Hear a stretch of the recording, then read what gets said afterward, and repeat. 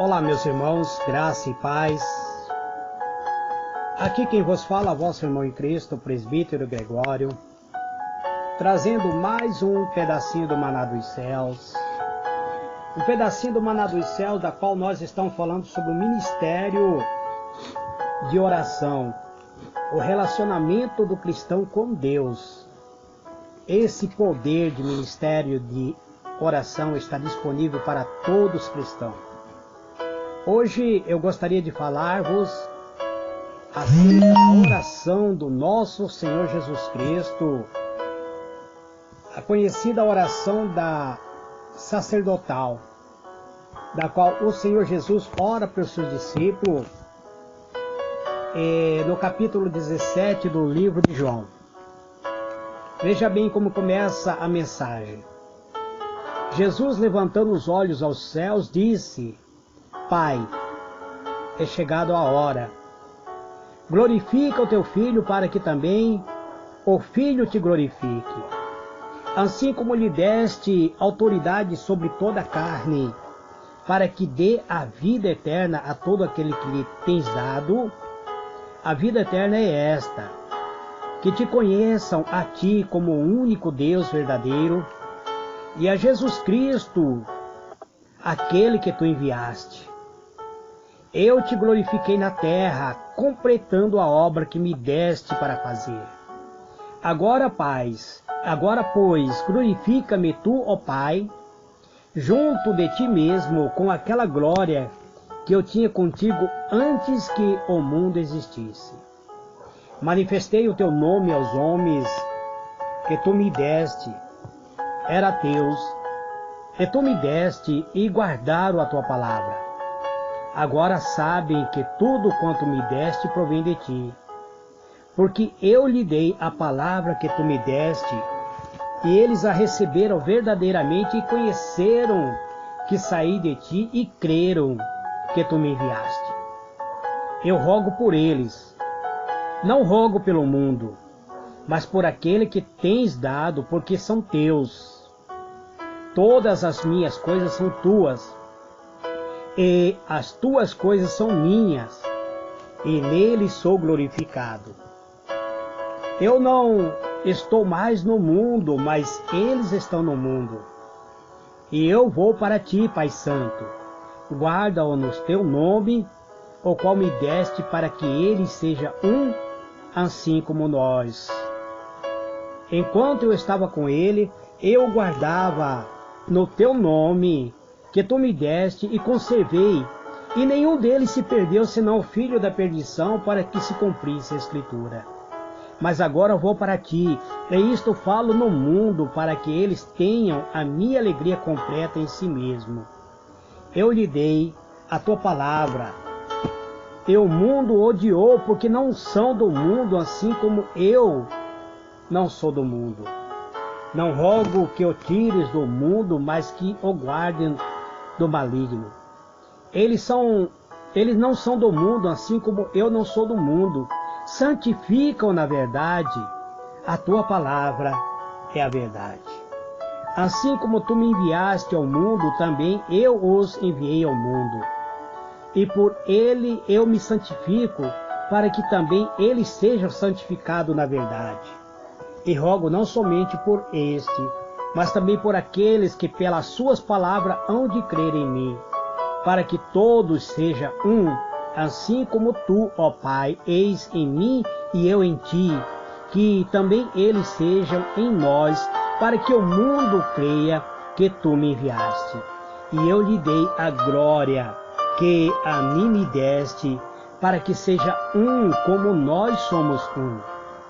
Eu nele e tu em mim, para que eles sejam perfeitos em unidade, a fim de que o mundo conheça que tu me enviaste e que os amaste a eles, assim como me amaste a mim.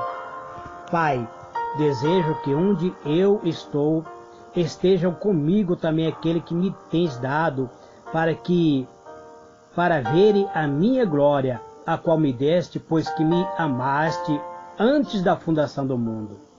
Pai justo, o mundo não te conheceu, mas eu te conheço, e conheceram que tu me enviaste, e eu lhe fiz conhecer o teu nome, e lhe farei conhecer ainda, para que haja neles aquele amor que me amaste também, eu esteja nele.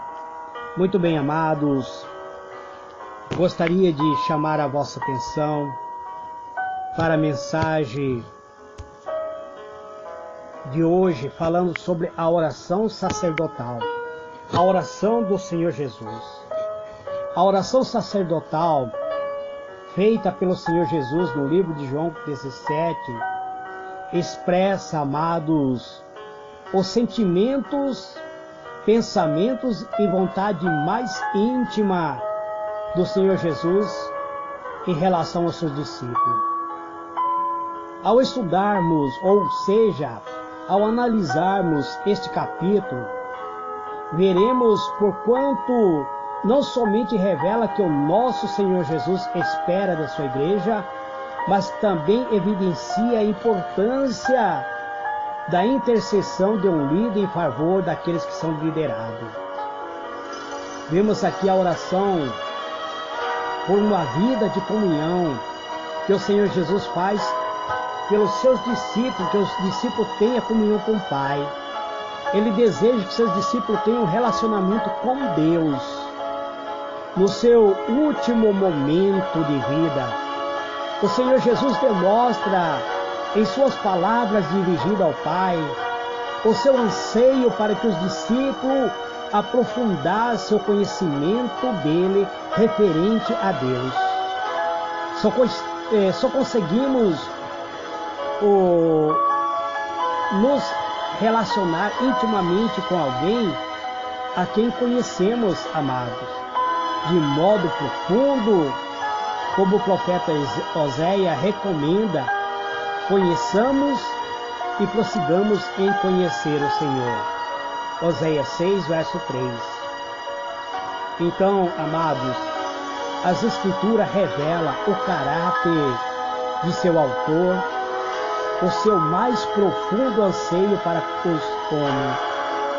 A melhor maneira de conhecer o Pai e a sua vontade para os seus filhos é meditar em sua palavra.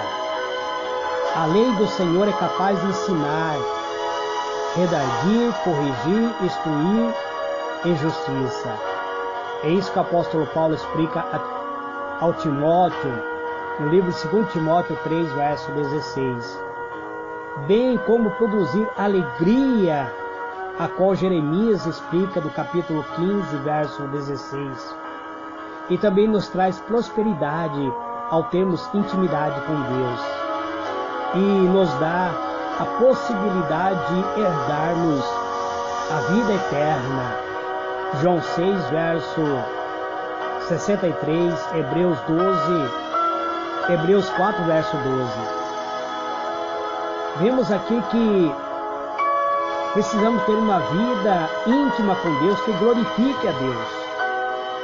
O homem foi criado, amados, para glorificar, exaltar, louvar ao Senhor nosso Deus.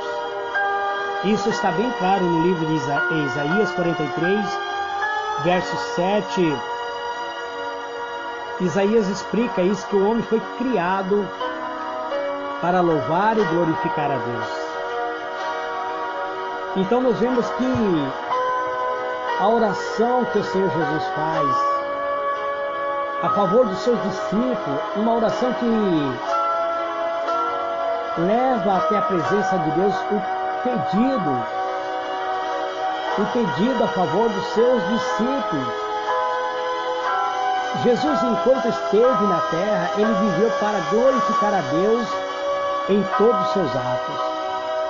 De igual modo, amados, todos nós que somos servos do Senhor, todos aqueles que professamos uma fé em Deus, devemos viver neste mundo para a glória do Senhor. À medida que temos um relacionamento íntimo com o Senhor por meio da oração, por meio da meditação, ao obedecermos os seus mandamentos, o próprio caráter de Deus irá se manifestar em nossa vida. O seu caráter vai sendo moldado em nós. E por estarmos intimamente ligados a Deus, teremos uma vida que glorifique ao Senhor. É isto o dever de todos aqueles que se propõem a ser a Igreja de Cristo. Todos aqueles que se dizem fazer parte da Igreja de Cristo devem buscar ardentemente agradá-lo, glorificá-lo em todo o tempo. É isso que o apóstolo Paulo explica no livro de 1 Coríntios, capítulo 10, verso 31. Nós vemos aqui, amado, que o Senhor Jesus faz uma oração para que Deus mantenha os seus discípulos em perseverança, em alegria. Ele pede que Deus não o tire do mundo, mas que livre-o do mundo. Enquanto Jesus esteve com os seus discípulos, ele ensinava-os a verdade, conduzia-os para que não se desviasse desta verdade. Entretanto, sabia que na sua ausência, a fé desses homens poderia enfraquecer. Por isso, ele intercede ao Pai, para que continuasse levando os seus discípulos a crer nele, que Deus Pai o guardasse em sua palavra, a fim de conseguir e perseverar no caminho da fé e na verdade na comunhão com o Pai. O Senhor Jesus pede a favor dos seus discípulos, que os seus discípulos tenham alegria e comunhão com Deus. Jesus ora para que a alegria dos discípulos permaneça na sua ausência. A alegria do cristão, produzido pelo próprio Espírito Santo, torna-o mais forte e resistente à adversidade da vida. Por essa razão, o apóstolo Paulo recomenda aos Tessalonicenses e aos Filipenses, dizendo: regozijai-vos sempre. Filipenses 4, verso 4, 1 Tessalonicenses 5, verso 16. O Senhor Jesus também pede para que o Senhor livre seus discípulos por saber que o mundo muitas vezes atrai o ser humano, por conhecer o mundo em que viveriam os seus discípulos, um mundo que jaz no maligno. Jesus revela uma preocupação muito grande com eles. Sendo assim, roga a Deus, como um bom pai, que livre seus filhos do mal, ou seja, dos perigos, das tentações e a própria investida do diabo. Podemos descansar, amado, na proteção divina, uma vez que estamos refugiados no próprio esconderijo do Altíssimo, segundo o Salmo 91. Contudo, o nosso dever é de orar, vigiar em todo o tempo. Nós não devemos simplesmente orar, amado, mas sermos vigilantes. Não adianta nada nós orarmos e sairmos ao mundo de peito aberto, enfrentando o inimigo, como se ele fosse qualquer tipo de pessoa, pois o inimigo, ele tem o seu exército organizado. O exército do inimigo, ele é tão organizado que ele sabe todos os nossos pensamentos, aliás, todas as intenções dos nossos corações.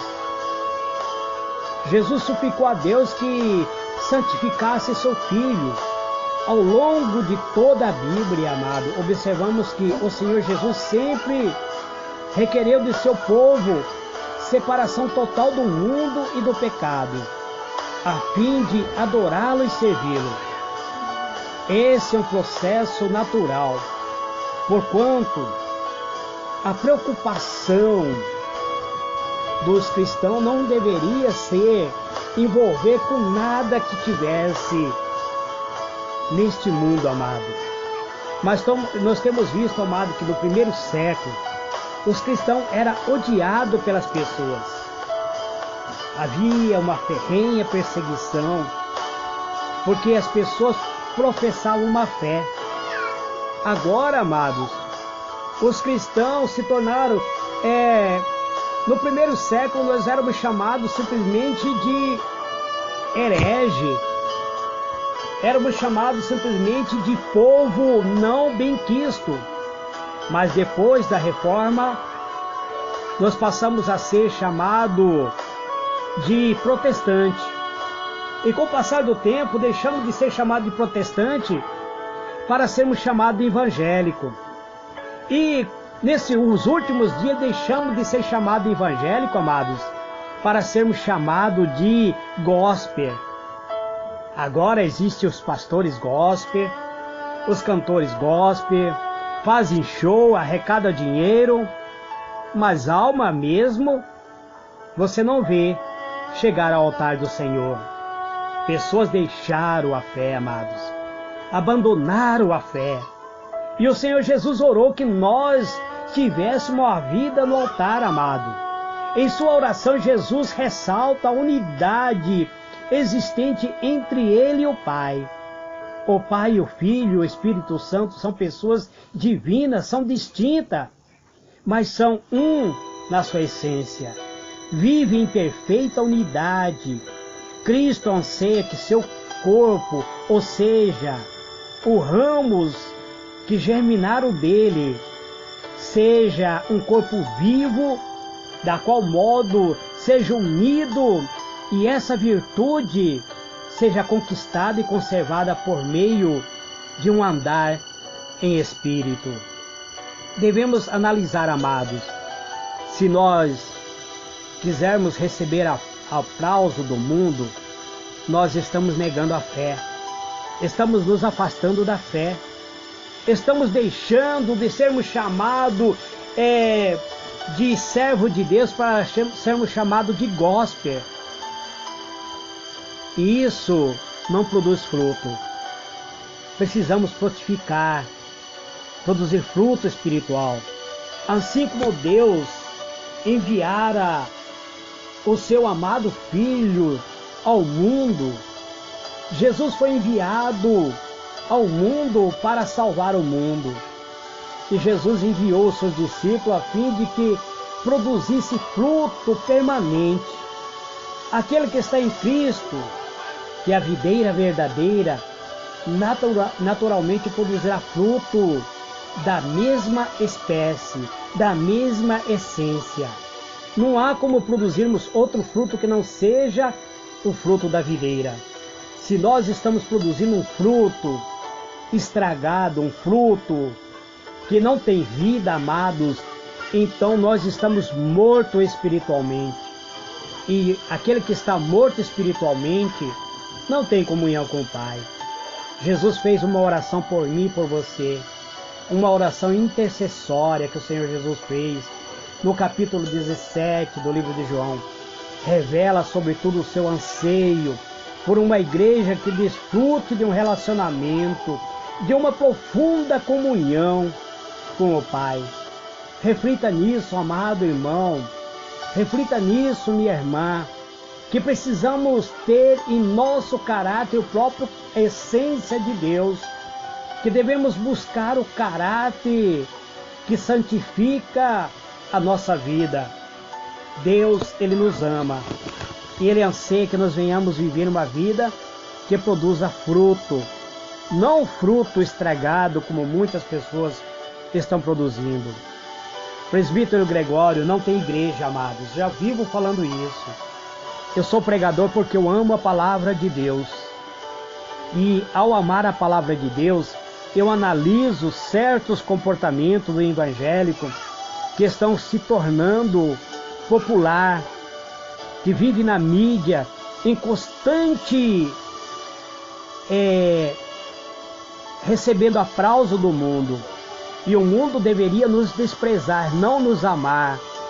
Muitos artistas que hoje fazem parte da mídia, muitos artistas que gravavam suas músicas, deixaram de gravar as suas músicas para se tornarem cantores gospel. Porque os cantores gospel arrecadam muito dinheiro. Pense nisso. A oração do Senhor Jesus não foi para que nós viéssemos ser popular, mas que nós fôssemos separados do mundo. Que Deus te abençoe, amado. Este é mais um pedacinho do maná dos céus que eu trago nesse dia de hoje. Que o Senhor esteja sobre cada coração, sobre cada vida. Este é o que eu desejo em minha alma. Amém e amém.